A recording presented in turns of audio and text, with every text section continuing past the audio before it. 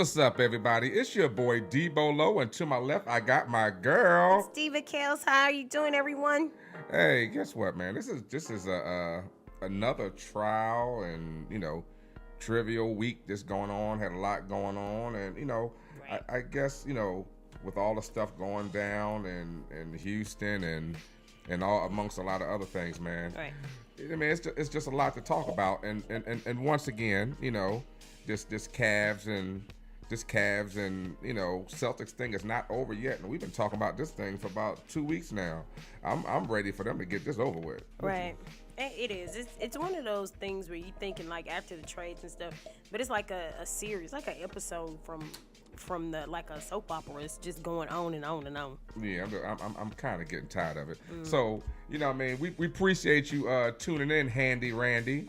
You know what I mean? And next time you in town, we gonna let you come on in here and do what you do. If you can you dig it? Well, this week, and it's kind of I got mixed emotions about this one. This suspension of Vontaze Burfict for the Cincinnati Bengals, put the late hit on the Chiefs fullback Anthony Sherman for 5 games. Of course they're trying to protect these players and such. Of course you're we're protecting these players and things like that. Right. But we got to make sure that sometimes you got to keep the integrity of what's going on in this thing. So Right. you just kind of getting tired of it. So is that better for you, Kellz? Let's see. Yeah, that'll probably do it. Kind of, sort of. A little more. Yeah, I got you. Nah, I'm good. Yeah, now she's good now.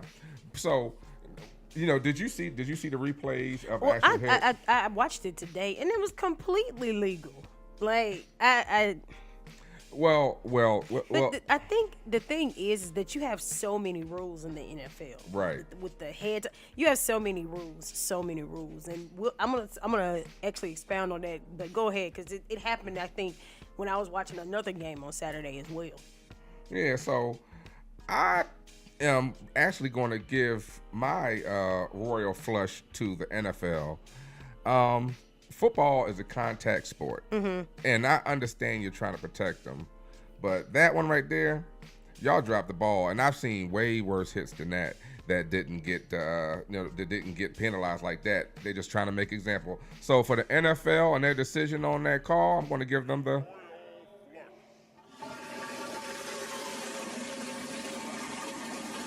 They got the royal flush. That's right. I didn't even have one for. I didn't even have a royal flush this week. Well, you better royal flush somebody. That's and I'm sitting here looking at. And I just thought about that. I'm sitting here looking at it. You ain't got no daggone royal flush. I have no royal flush. She just come in here and just change the rules up. You know what? And all kind of stuff. Yeah, I do. I'll throw this one out here, and then of course once we get into the SWAC, talking all that SWAC, we're going at Texas Southern. Man, I had big dreams. I had high hopes for them on Saturday. And they did not come through. Do you think it was because of the coaching, or they just Yeah. didn't have that? They didn't have that killer instinct. Oh my! It was 29-7. So I don't know what was going on, but yeah, the whole Texas Southern and staff included, coaches, all of them, they get the royal flush. It was terrible.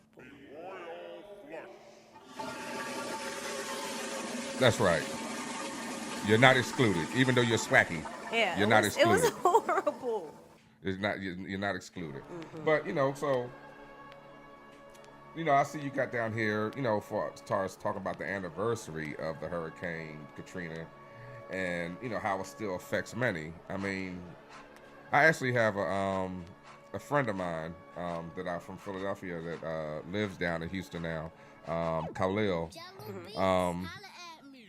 And he's been down there, and he's been, doing a lot of live feeds, and he's been going out, and he's been out there rescuing people and helping people that were stranded and things like that. And, I think a lot of times they downplay, like, a lot of stuff that happens because, from the stuff I've seen, like, you see some from other places, and it doesn't seem that bad. Right. And then you talk to people that's down there like, man, this is some bad. This crap Right. is bad, man. Right. So and it ain't no telling. I mean, it's not the new, what happened in New Orleans, but you can't tell somebody that never lived it that they didn't go through that. So, what do you think about it? It's one of those. It's a touching thing because you have people that were affected by both Katrina and now they're affected by Harvey. And Derek and I had this conversation the other day. Derek was actually affected by the floods of last year, and it's just like a replay, and you just get all kind of rain.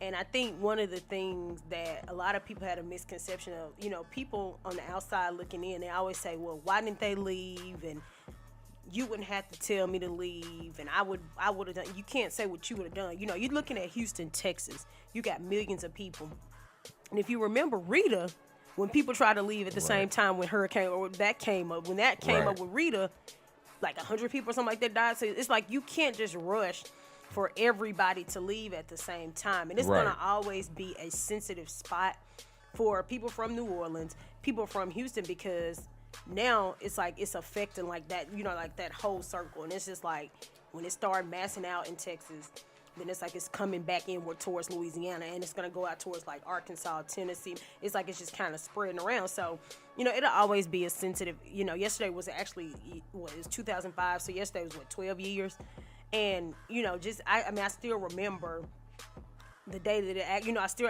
actually remember that day because I think I was trying to contact some of my friends, and like I was able to talk to them, and then all of a sudden it's like all the phone lines shut down. Right. And I'm like, what's really going on? And at that time I hadn't turned on the TV. I hadn't turned on the TV at all. I was like, all right, whatever. And by the time I turned on the TV, I was like, okay, it's really worse than what I thought it was.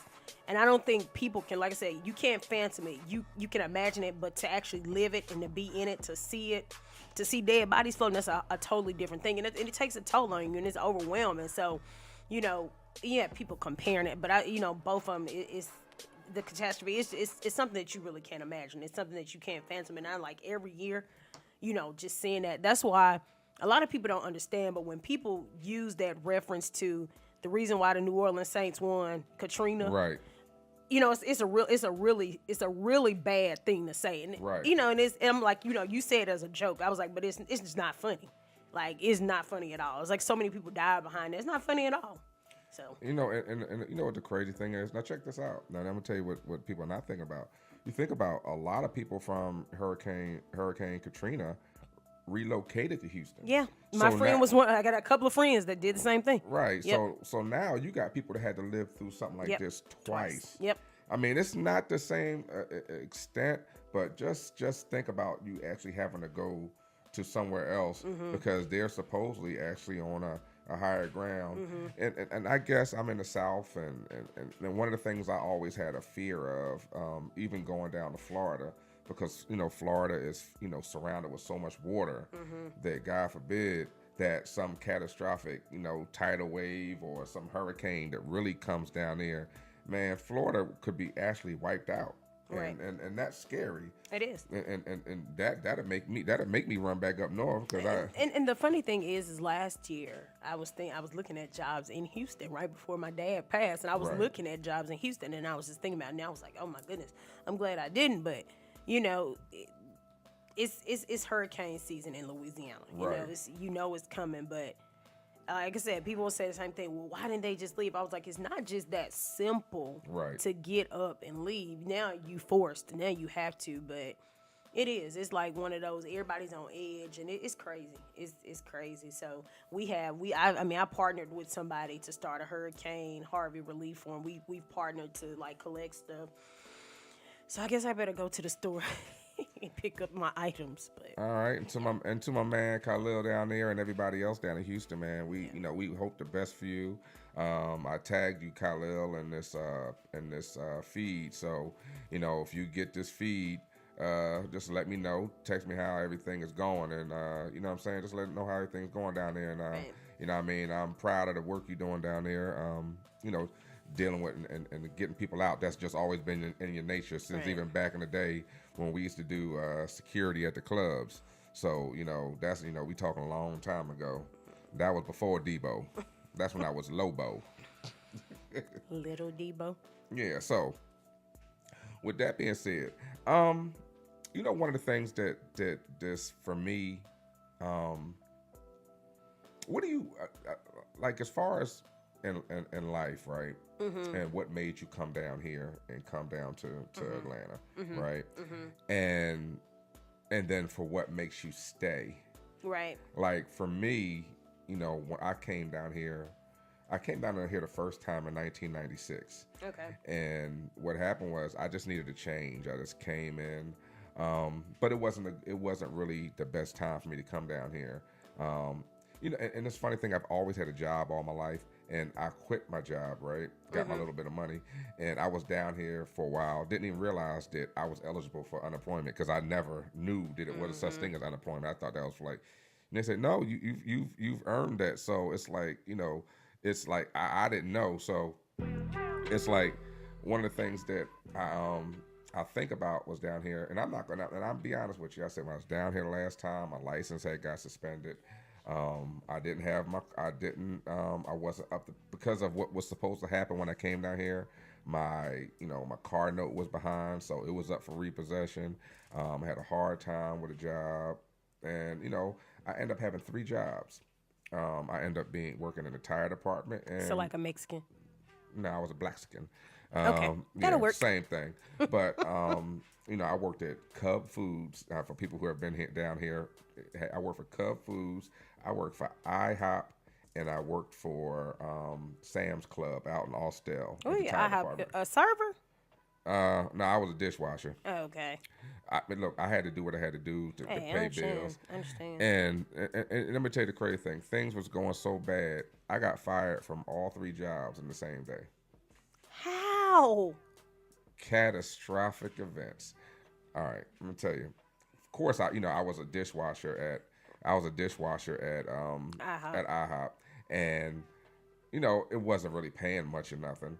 So you go in there and the guys start talking to you like, hurry up, you going too slow. Here I am, college educated and all stuff. I'm doing what I got to do. It's a job. I'm not trying to belittle it, but you just wasn't gonna come in there and talk stuff to me. So after I cussed them out and made them write me a check, and so I don't have to never come back there. I told him I'm gonna kick his butt. I have to come back and get my check. He made sure he wrote me a check, so I don't have to come back. And then the next day, Cub Foods announced that I didn't get fired. I said I got laid off. Cub Foods announced that they're doing immediate closing, and they closed down. Wow. That same night, the following morning, I went to work, and I was like, when we had to change the tires and things like that, and I was supposed to sign, like one person does tire and another person comes behind them and checks it and signs off. So you're kind of responsible. Right. And as a guy that always does good work, and he did a tire thing, and he just brought his paper over to me. I signed it, and the person went out, and as they was about to get on Interstate 20, the tire fell off the front. Wow. So, of course, the guy said, I know it wasn't your fault, but I'm going to have to fire you, but I can hire you back next week. 4 days later, I was on a bus back to Philadelphia. And never to think that I was going to return, but here I is. I don't think, Debo's back. I had visited before, but officially moved here in 2011. And I remember packing up the car. And I like literally, I didn't know what day I was gonna move. I just put my hand on the calendar, closed my eyes, put my hand on the calendar, and I just picked a date. And it just so happened to be March 22nd, 2011. So I was like, all right, that's the day. And so, I woke up early the next morning, packed up my car. I had went out the night before, packed up my car. And my dad didn't really believe me. So my mom was like, okay. So I had got all my stuff, packed it all up, got everything together, put everything in the car. Got in the car, drove to my sister's house. Now, mind you, I didn't have a job either. I had money saved, and I had a car, and I had somewhere to live. So I was like, all right, I'll be fine. People get that misconception that you can just move to Atlanta and get a job. No. Nah, bro. No. So I was getting unemployment. My unemployment was like $68 a week, somewhere around there. That wasn't unemployment. That was underemployment. Exactly. So it was like, okay. So it was like $62, $68 a week. You can blow that in a day, literally. I'm like, all right. So I'm here. And I was like, all right, I'll start looking for a job the next week. So it's like I started looking for a job, wasn't hearing nothing. I'm like, what's going on? So I was like, I'm going to work at the Captain D's. I was going to go work at the Captain D's. I did not care, and even they weren't hiring. So I was like, Right. well. So I ended up I worked at a spot in the mall that I absolutely hated, that I will not go into detail about. I hated it. And after that, I told my sister, I said, all right, I quit. It was like Thanksgiving. I was like, all right, if you give me 1 month, if I can't find a job in 1 month, I will move back home. And by the grace of God, I ended up getting a job within that month time. And when I was in the interview, Right. the guy asked me, he said, do you want to think about it? And I was like, nah, go ahead and accept. And he said, who's the first person you're going to call? And I was like, well, he's going to be my twin sister or my mom. It's normal. And then as we're getting up, like I had a folder on the table. And this is exactly what I did. I covered my face and just started crying because I was like, people did not realize how hard that struggle was, like within that time. But I was like, it was probably like the hardest time of my life when I was here in Atlanta. But, you bounce back. And I think somebody asked me that same question yesterday about, how do you know, like, are you just comfortable with staying in Atlanta? When do you know when it's time to move on?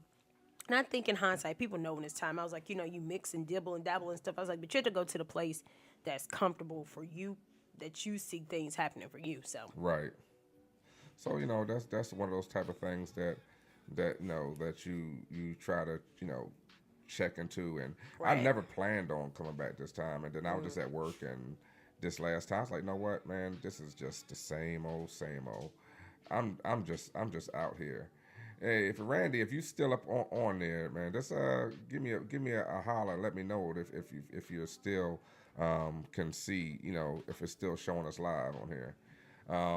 But one of the things that I'm trying to, like, this time when I came here, I never, honestly, I never planned on coming back here. But at the same time, do I see myself going back? And every once in a while, I go home, and like I said, when I went home, the first time that I went home, about 2 years ago for Thanksgiving, was like the first time that I ever felt like homesick. But that didn't last, but for so long, because I was just like, it is what it is, and I'm ready to go back down here. I was daggone sure I don't want to see no snow, and I daggone sure don't need no freezing rain and stuff. So, it is what it is. So, with that being said, guess what, Kels? it's time. It's time for you to get swaggity swag.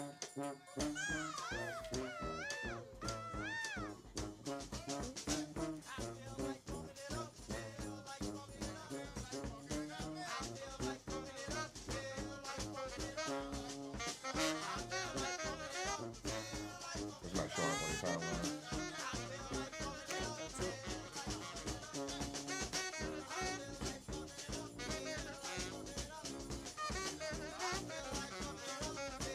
I can't find it.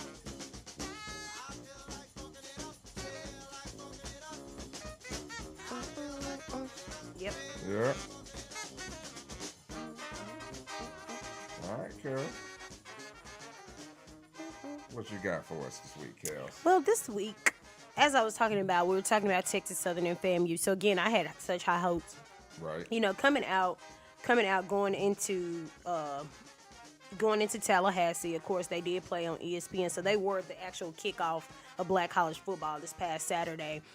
This was an inaugural classic. It's called the Jake Gaither Classic. Of course, Okay. I gave the background last week of him being the coach with the 11-0 record. And this marked 40 years since they've actually had that unspotted record. So, they were actually out there honoring that. But, so this game, it started out with Texas Southern playing defense. They actually started out playing defense pretty well. So I was like, oh, this might be a pretty good game. Right. But it's like, it's almost as soon as they started the fire, it just went out. I'm talking about, it wasn't even 5 minutes into the game that they stopped. So I'm like, all right, well, we're watching from this side. I'm like, okay, FAMU didn't score first. All right, well, Texas Southern, they're going to score first. Did not happen. It's just like they unraveled. I don't know what happened. So you had 2 injuries, I think, in the first half. Like, their players were falling back and forth and back. And, like, players were going down. So the first quarter, FAMU scored the first touchdown. quarterback actually ran it in. I was like, okay, how you let the quarterback run it in? But all right, so the quarterback ran it in. They scored again. The final score was 29-7. You had, and this is when we're talking about the illegal block. You actually had a senior. Now, I can see freshmen making freshman mistakes and dumb mistakes, but you can't be a senior making. And so I think he did the same thing with like an illegal hit. And I'm like, bro, but you a senior and you have been playing this game for far too long. So he actually got ejected out of the game like second quarter. Right. Got ejected out of the game. So I was like, all right, well, he's out. And then you had a freshman. He got a safety. He runs into the opposite. He runs into FAMU's end zone, takes the knee like it's right. 2 extra points for them. By the end of that game, like I was just like, you know what, I'm over it. But the final score was 29-7. 29-7. FAMU, they struck and struck and struck. And struck. And they walked away with the, with the W. So it's like, all right, but we're still praying for Texas Southern, Prairie View, all those schools in Texas that are affected because they're the football team, the band, they're actually traveling back. Right. So it was a struggle. They got stuck in between, but they actually did make it back. But just coming from that loss and then going into that, it's just a lot. So their game that they were actually scheduled to play this weekend, which was a Labor Day Classic, you would say, Prairie View and Texas Southern, really big game. They actually moved that to Thanksgiving weekend. So that game has been canceled, but I think they have like a drive and everything set up for them. But like I said, we're just praying for Texas. There's a lot going on, but I'm heading over to Baton Rouge this weekend. So hopefully for the Swag MEAC Challenge, everything is cleared out. Right. They're saying that the sun was coming out, so hopefully we can walk away with a W. That's what I'm hoping. W. Gotta walk away with a W. W. Against South Carolina State. And then, of course, tomorrow, Tennessee State takes on Georgia State, 6 o'clock over at the old Turner Field. So I'm hoping that Coach Reed can walk away with Tennessee State with a W as well. Wow. And there you have it. That's all that's going on in the SWAC. And that's all that's going on in SWAC. That's all on my side. Don't do me like that. But you know something. Of course, did you even watch the fight this weekend? I did not. I think I was out at dinner. I guess that was a true. Well, you know what? I take that back because somebody did upload like the last part of it, and I think he really should have let him go till he knocked him out. But that was the one drawback. I mean, it wasn't never in question that Mayweather was going to win a fight. Right. But the funny thing about it is that there were actually people out there that actually thought that was going. The guy he didn't hit boxing hard. When you got to do a lot of other things. He mixed martial arts, man. It's not the same thing. It's not the same thing. I mean, don't get it misunderstood. Now, if Floyd went to his realm, he'll have Floyd out in about 30 seconds. But in this realm, it's just like he had energy, and then all of a sudden it just like zapped. Because dude, he was moving around pretty good or whatever. But Floyd didn't even, from my opinion, from watching Floyd, I know how Floyd Mayweather fights, and he fought nothing like he normally fights. He fought him like he was fighting a sparring partner, and then once he got him hurt, he just started hitting him. But like you said, I just wish he could have just got laid out, just so everybody can shut up and act like, oh man. The funny thing, like boxing, so I don't know boxing like that. And one of my best friends, he was last week I had talked to him when I was traveling to Nashville, and we were talking about this whole boxing thing. He was like, "Yeah, Kellz, it's like 3 minutes." He's like, "And it's like the longest 3 minutes of your life." He's like, "And when you hear the bell, they start tapping. It's like 30 seconds left." He said that 30 seconds seemed longer than 3 minutes. So I was like, "Oh, so he's trying to explain the whole thing to me. Then he's telling me about a fight that he has coming up, but he's way in Nebraska." Right. So I'm like it was like he had to break it down to me. And the thing is that you have so many people that want to be experts on that. Football is one thing, basketball is another thing, but boxing is that's all skill. It's completely different. There is no faking that. Right. There's no faking that. You can't fake that. So I mean, one of the things that that. But even if he had knocked him out, people would have still said something. Yeah, but they said it was rigged. Now it's rigged. Of course. But think about this: just in life, and just in personal life, and what you come across. Have you ever seen a 3-minute fight ever? A regular fight between two regular humans will last between 10 to 20 seconds. of actual fighting, because a lot of times with us, we'd be doing a lot of yipping and yapping and barking back and forth. But, fights don't last that long. So just to really think about that, you got to move around for 3 minutes straight, Right. sit down for a minute, get back up, and you do that almost 10 times. That's right. I'd have been just like Conor McGregor. I'd have been falling. He just like all of a sudden, like somebody just shot him in the butt, and they Started falling. Yeah, I was just like, man, what the heck is going on with him? So, my thing is this, but Mayweather need to go ahead and retire. One of the things and funny thing, I was talking about that, and somebody said something, as far as, with Floyd, and, that can kind of go into my little Debo-nomic segment of, Floyd Mayweather has made so much money, right? But think outside of boxing, like somebody said this to me, and it makes sense, that he talks about all of the different businesses and stuff that he has, right? And all the stuff that he has going on. But what business or what other outside of boxing, what have you seen him do besides going to the casinos, showing off and showboat money, which is your right, it's your money, you can do whatever you want to do. But, and I'm not saying that he's not volunteering, because I'm quite sure he probably is volunteering, but we don't know. But what has he done? Technically he's made more money than anybody in American sports, like besides like Michael Jordan, but just off of the actual sport he's in, he's made more money than anybody. I'll tell you one thing I did, and after my friend explained this to me, one thing I found really good about him is that he's smart. He cut out the middleman. So you gotta come directly to him. There is no middle person. There is nobody taking your money. They're coming directly to him. There's no middleman. So you're getting all of your money. And then that's the thing. When you make that kind of money, people gonna expect you to do something. Like, they're gonna expect you. I mean, I'm gonna expect you to do something. You gotta do something in the community. You gotta do something. Yeah, well, I can't if you go there and build a playground. But I guess that's just his lifestyle, and that's right. What he likes to do. And I respect it. He has somebody. I mean, he actually has a person that follows him with social media. As soon as he got to the fight, he spent $1.5 million on clothes and on cars and jewelry. Like, dude, you got everything you can want. It's just like, after a while, it gets to be sickening. Yeah, I mean, because you think about like, God, I gotta pay this, and you just over there blowing that. But which brings me to people donating money towards this hurricane relief.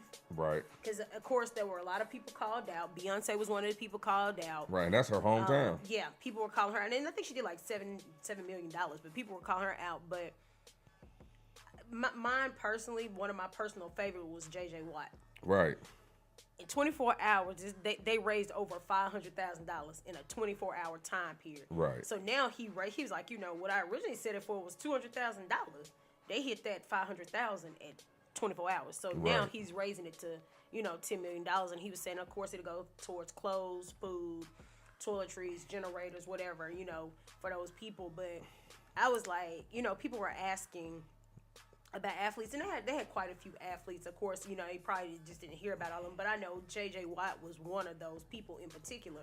And he was like, my teammates going to help me do all this stuff, football players, that ain't their thing, but I think that was a really, really good thing, especially with that being your city, you playing in that city. So, yeah, it's just how people expect it to be. But but it's one of those type of things like you can't never expect. But this is the only gripe I have when they have situations like that. I don't, because it's criminals and everything, and Correct. I'm always concerned about when you sending money into different things, like what is actually going on with the money. That's okay. So here, like through Southern University, I know we doing it's like just called True Blue. Like they have one set up. Like I'll do it through the school. That's different. But then they're talking about how Red Cross ain't doing it. Don't worry about it. I can go to the dollar store. I can collect all the toiletries, all the clothes, all stuff. And even at that, it'd be wayward. You know what I mean? So they're putting this stuff up, and I was like, we learn. I was like, I just have to give it with the heart, believing that you're going to do what you're supposed to. I was like, because I know last year you did not. Right. And so everybody's like, don't go through the Red Cross. Is what everybody's like, don't go through the Red Cross. But like I said, who I'm partnering with now, we're like, no monetary donations. Do not send money. We're just taking, clothes or actually toiletries, t-shirts, stuff like that for men, women, and children. Point blank, period. That's it. Simple. I was like, do not send money. Because we already know how it go. That's just like having a relative that's on drugs and you know, what I mean, you need to give them $20. Nah, I'll take you to get what you got to get. That's it. I'll do it for you. You know, you know, what I mean, it's funny because, and I'm even like, I guess at your age, right? Do you even remember when, you know, they would say the things like, you can feed this child for 39 cents a day and all that stuff like that, right? Yeah, what was the lady's name? Because it would come on like late Saturday nights, going into Sunday mornings before church. That was that lady that was on Three's Company. Yeah, it would do that. They would do that like right before church. It would be like midnight, or about 2, 3 o'clock in the morning going into Sunday. Right. Yeah. So, and the funny thing is that, all right, so you can go overseas and you say you can feed a child for 39 cents a day. I don't know nowhere in the United States don't even have grass feed for 39 that you can get you can feed a child or feed if that was the case, if you can feed your child with 39 cents a day, then why, if that's the case, then we should be able to survive off $100 a week or something and be living on the lap of luxury. Yeah, and I don't just because you mentioned that, because I used to sponsor 2 children in Uganda. Right. And that was like $17 a month or like $18 a month. Right. So that's like $20. It's different. Right. But like literally, you really got to be rationing it up, breaking it up like into like small amounts, because you can spend $20 in one setting. You can spend that for lunch, dinner, whatever, depending on where you're eating it. So, you know, and the crazy thing is that you sit there and you're like trying to figure out what's going on, you know, with the kids, and then how do you know that those are the actual pictures of the kids that you're taking care of? You know, unless you're around for like 5 years. And were you at one of the ones where they sent you pictures? They sent me pictures, yeah. Were they the same kids all the time? Yeah, it was the same children. It was. You sure? It was. Yeah, I mean. You sure they wasn't like some kids that was in prep school and then they told them to take and they turned to get dirtied up? Hey, that could have been the case. I don't know. You know, these old pictures they already have pictures already set up. Like those pictures are like 5 years old, and they're sending you the pictures of somebody 5 years ago, and then as time goes on, hey, this is your child in 1985. This is your child in 1996. Yeah. You know, you put one in you from Uganda, the next one he from Pakistan, and they be all the same kids. I'm like, wait a minute, man, but these the same daggone kids. Correct. But that's always crazy. You know, when you think about stuff like that, that you know. Where is all this money going from, and all the things that we talk about overseas? Like, honestly, and this is the honesty, there should be nobody that should be starving in this world, period. Because, you know, because how for one thing, how is a kid going to, I mean, how can you walk about anybody that's, you know, that's hungry and not want to help them?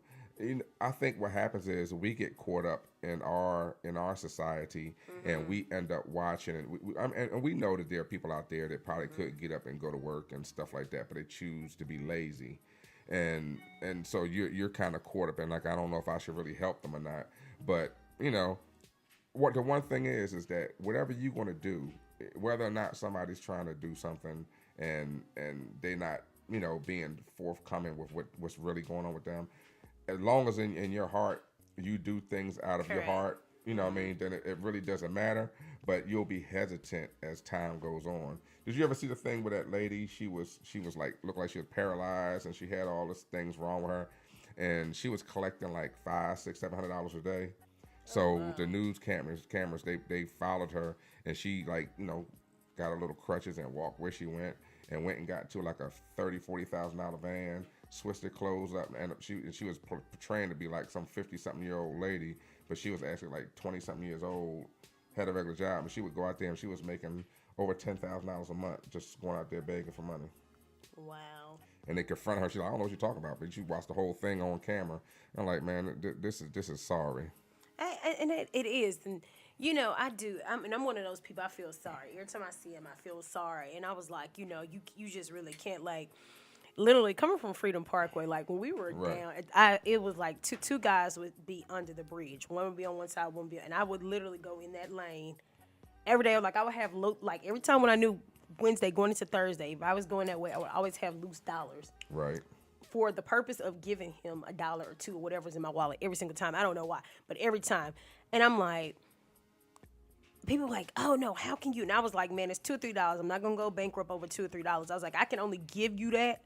Just whatever you do with it is what you do with it. I have nothing to do with it. But I know I gave it to you. That's on you what you choose to do with it. Right. But I know, I mean, a lot of people are hesitant because, I mean, I've saw people actually take the money, talking about gas, and they get in the car and they drive off. And I hate when people just ask me for like 50 cents. They're like, what are you going to do with 50 cents, man? Nothing. You can't get no gas for 50 cents. Stop it. Because I already got $4.50 and you're going to make $5. So let's end it on this note. Let's talk about Mr. Even though we passed a little bit, let's talk about Mr. Joel Osteen. Now, this is the thing. Okay. And this goes into my thing that I talk about when we talk about church and things of that nature. You see him on TV. Correct. You see his advertisements. Very, from when I heard, I've listened to him talk. He's a very positive speaker, and he says some good things. He starts off with a joke. Yeah. Very, very good public speaker. And but at the same time, there's commercials in his shows, and they're asking for your help to buy this, support this, whatever. And he's a mega church. As big as we think Creflo Dollar is, he blow him out the water. 16,000, yeah. He got hundreds of thousands of followers all over the world. So you tell people that are in dire needs in Houston that once everything else is filled up, then you guys can come here. Why you're not opening the door right from the beginning? Why they got to make a choice and only if nobody else is there, if there's no place else to go, then you can come here. You know what I mean? Because I'm quite sure they probably call them and say, "Hey, what do you think? You got a space here? Hey, what did you call such and such and such and such? I think they have some openings there." They don't want nobody to go in there and mess up their flow. But I guarantee you on Sunday they're going to try to open their doors to see who's going to come and pray for all the people that that were victims of the flood and things like that.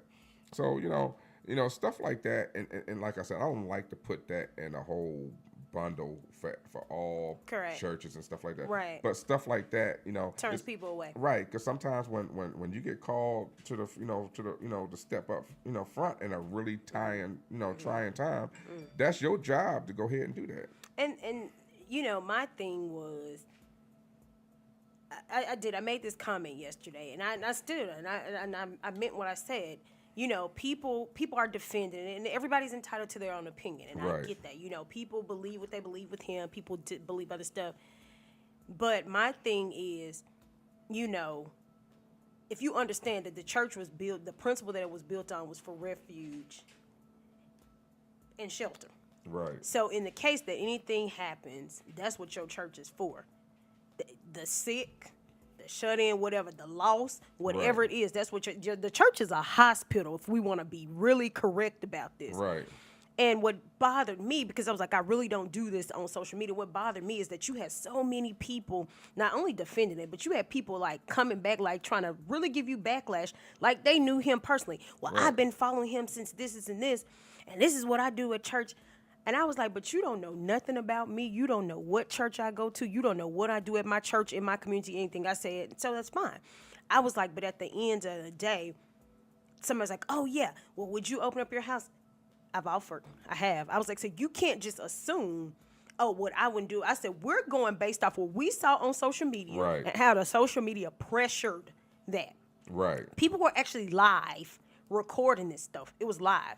And so then everybody, of course, everybody see a picture. Somebody see a picture. Somebody else see a picture. And everybody was like, well, this is not what happened. And I'm like, none of us are there, so we really don't know. I said, but we're just going by what we see. And I was like, don't get me. I was like, I do. I was like, I still watch. I was like, I've always watched the stuff. Like if I see it pass on TV, whatever, I'll catch the first joke. Right. But I was like, wrong is wrong. And I don't care. And I was like, but I need people to understand. Don't let that one person be right. the reason that you do not go to church, that you right. don't do it, whatever it is. Don't let that be the one person. And I was like, I'm not saying all. And it was like, then you have people comparing, well, why they not saying nothing about T.D. Jakes? And why you not saying nothing about your pastor? And why you not saying? Because I don't go to all them churches. I go to one church. Right. And I can only go by what I know. So I'm Right. like, it is what it is. And another thing that people don't understand is that you can't control how somebody else thinks or feels. You can only control Right. how you react to it, how you respond to it. You can ignore people. You can't tell somebody they can't think a certain way about this man. Right. That's their opinion. That's how they feel. So, and then I think he was going on TV. He was clarifying what happened, but after that, I was like, the internet is undefeated. After the internet, dude, it's over with. But The internet. like I tell people before, the internet is a son of a gun because It is. that internet got Trump into presidency. Yep. So you guys better recognize what this is. But on that note, guess what, Kellz? We did this show a day earlier this week, you guys. A day earlier. Because the Kellz has to take care of some business, and this is a wonderful thing when it's your own thing, and you can make adjustments on the fly, and there's no pressure, and this is very fun. This is the early stages, and I'm still trying to work out this whole green screen effect and stuff like that. So we're actually this is gonna be our third episode. And I'm going to start putting them out as they are for the most part so that you guys can see the evolution of how we progress and how things end up changing. And, and it's just a whole different flow for us. And it's a little different because now, you just notice now you find yourself looking into the camera kind of like and seeing what you're doing. And then doing this, it's a little different because doing this is a little different because what ends up happening is you don't realize, when the camera's not on you, then when you sit back, because you weren't like me, you haven't seen them, so sometimes when you sit back and watch the videos, you'll start to be more mindful about certain things you do on camera because it sees like it. this. Yeah, well, I don't worry about that. I mean, it is what it is. This is our thing, so it ain't no thing but a chicken wing on a string. So That's so old. You just old people. You know what I mean? You notice how we semi-dressed alike today? What's that? We semi-dressed alike. Semi. You see this, right, say? Mine says girl power. Mine says, I don't even know what to say. It said, in God we trust. Cool. So, that's that. And I didn't get a chance to congratulate Miss Grady for her, getting married a few months ago. Congratulations. And like I said before, man, I'm telling you, and this is what we speaking into existence. In 2 years, me and Kellz gonna walk away from our jobs. We're gonna give it before 2 years. But I'm just telling you, in 2 years, in 2 years, this right here is gonna be something because you got to believe in yourself. Let's start signing autographs. Huh? Start signing autographs. Matter of fact, I'm gonna start signing. Y'all better get my autograph right now. People say that to me all the time. I need to get your autograph while you're still small. I was like, oh, so I ain't came up. But That's right. You better. You know what I mean? You believe better, in yourself. Right. I get it. All these. Did you see that? Did you see that video? Sometimes you gotta fail forward. That was Will Smith and Denzel Washington. Yeah. And then Denzel was talking about how he kept failing and failing. He said, if you hang around the barbershop long enough, eventually you'll get a haircut. That's so true. It's so true. So, you hang around things and you learn things. And like I said before, all of this is a lot of trial and error. And, it's going to be a point where this is just, we'll be so much of experts at this that it'll just, somebody's going to say, hey, I want this to be whatever it's going to be. Right. My goal is to go into the production side eventually. I got a big mouth and talking, but eventually I want to set people up and teach people how to do these things and put stuff together. So, that's my goal. And of course, my goal is either it's going to be both radio and TV. So TV would be the long, the end goal. TV is definitely long term. Yeah, well, I'm like some people. I mean, I take the crackhead role. So, if you're going to pay me, I'm going to play it. It ain't nothing but TV. Right. You know what I mean? Some people can't take that stuff seriously. So, just do what you do. So, on that note, hey, Kellz, matter of fact, let them know what's going on before you get up out of here. Because you do other things. Kellz does more than me, y'all. I be all over the place. Again, we're Black College Experience. Black College Experience is a HBCU podcast. And, of course, it's geared towards all HBCU conferences. So we're 4 conferences. Not to mention we also cover the OVC, because Tennessee State's there. You have the GCAC, and then you also have independent conferences. So you're talking about 103 or more. Like we're across the board. That's a lot of schools, a lot of conferences, And it's a lot of nights, it's a lot of mornings, it's a lot of work. But I would not trade that for the world because I knew a long time ago Black College Sports is exactly where I was supposed to be. So here we are, Black College Experience, the podcast. First game is tomorrow. I will be live again at the Georgia State-Tennessee State game. I will be live. Sidelines, press box somewhere. So, yeah, and then again, we head over to Baton Rouge. I head over to Baton Rouge on Saturday. That game will be televised on ESPN. So if y'all see me on the sidelines, just tell my mom her child is on TV. That's what I tell people. That's my baby. She would never know. And we see y'all next Thursday at 8-ish. Bye. Deuces.